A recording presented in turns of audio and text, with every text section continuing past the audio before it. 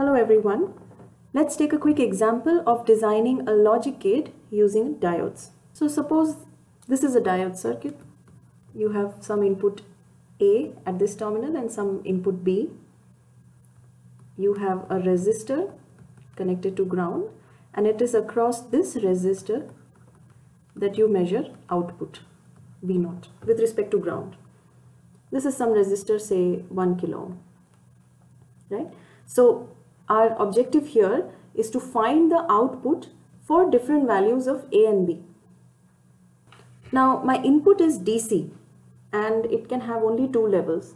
Say it can only be 0 volt or 10 volt, right? So what I'm trying to do is I'm trying to make a relationship of output V0 with respect to A and B and see what kind of logic operation will this circuit actually perform. Let logic level 0 denote 0 volt and logic level 1 denote some non-zero volt, say 10 volts. So this is my assignment. How this is relevant, we'll see. So let the input at A be 0 volt and B also be 0 volt. That means A is grounded and B is also just connected to ground. So it's 0 volt. In that case, you notice that both these diodes, let me call this as D1 and let me call this as D2, both D1 and D2 are reverse biased, and as a result there is no flow of current anywhere. There is no active source actually which is present in the circuit. As a result, this V0 is equal to 0. Output is 0, right? So let me parallelly make a table for A, B and V0. So when A was 0 volt and B was 0 volt, V0 was also 0 volt. Now let A be 0 volt but B be 10 volt. Okay. That means A is connected to ground and B is connected to a 10 volt voltage supply. Now here is the case where you have to use some model and first confirm what is the state of both these diodes, D1 and D2. Okay, so intuition tells me that D1 is probably reverse biased and D2 is probably forward biased because the P side is actually connected to positive 10 volt, right? So if I assume an ideal diode model, just for simplicity, that means I have replaced both these diodes with both these junction diodes with an ideal diode. So I'm assuming that D1 is off and D2 is on. If that was indeed the case, D1 is off, that means I'll replace D1 with an open circuit and say this is VD1, and D2 I'll replace it with a short circuit, and I'll assume that some non-zero ID2 should flow in this direction. And now I need to analyze, I need to find VD1 and ID2 and confirm whether my assumption is correct or not. So in this case, ID2 can be found by simply minus 10 plus the drop across this resistor, which would be ID2 into 1000 is equal to 0. That means ID2 is 0.01 ampere, which is greater than 0. That means D2 may actually be forward biased. In this case, what is output? The node potential at this node is stuck at 10 volt, right? V0 is 10 volt. What would be VD1? I can say that VD1, I'm applying KVL in this loop.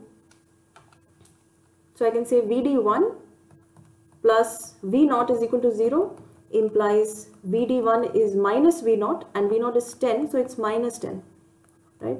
Which is less than 0, which is correct for an assumption of reverse bias. So reverse bias assumption is correct, and here for D2, forward bias assumption is correct. That means that this assumption that we have made is actually correct. And what did we find? That if A is equal to 0 and B is equal to 10, output V0 is 10 volt. So I'll place this in my table again. 0 volt 10 volt, output is 10 volt. Now back to the original circuit. If A is now 10 volt and B is actually 0 volt, that means A is connected to 10 volt DC supply and B is simply grounded, right? In that case, and we don't need to prove it again, because in that case, just like in the previous case, we would actually find that D1 is on and D2 is off. If we take this assumption with the same analysis that we did in the previous case, we can prove that this assumption is actually going to come out to be correct. And if D1 is on, I replace it with a short circuit, and I replace D2 because it is off with an open circuit. And in this case too, the output V0, this node, will be at potential 10 volt. That means if A is 10 volt and B is 0 volt, output is 10 volt. Right? Just for simplicity, I'll get rid of all these volt units. Let me put these units here itself. So all these values are in volt. Let's take a third case where A is also 10 volt and B is also 10 volt. Both are high.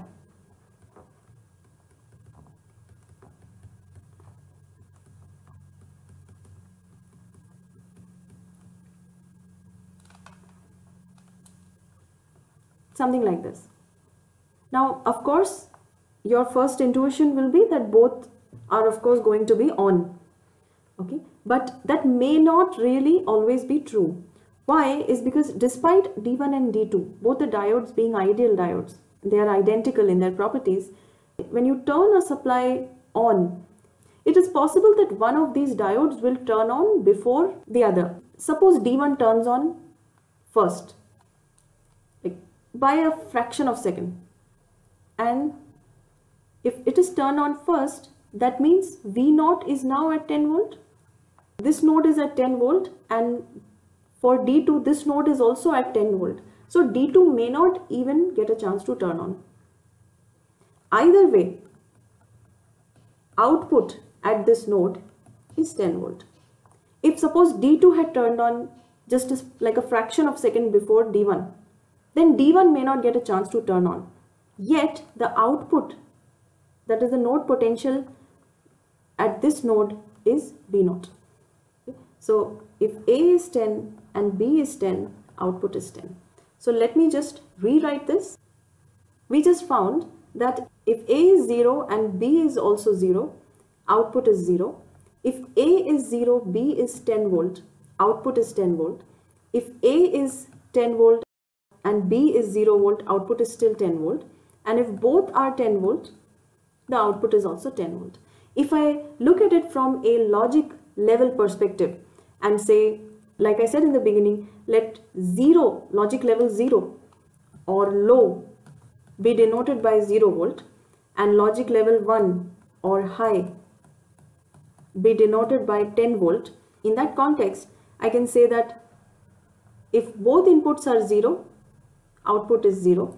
If A is 0, B is 1, output is 1. If A is 1, B is 0, output is 1. If both are logic 1, output is 1. If I eliminate the voltage values and retain only the logic level values, I notice that this is nothing but a truth table for logic operation OR.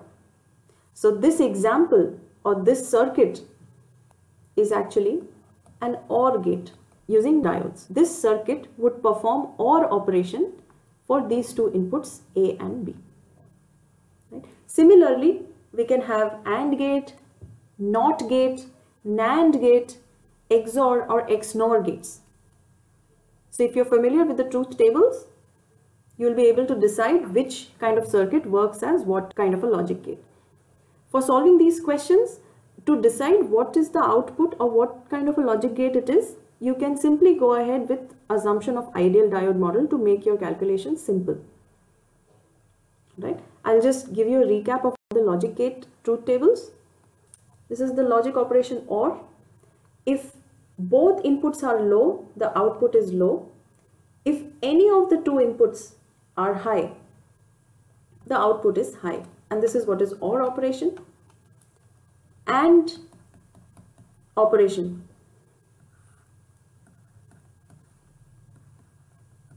Denoted by A dot B.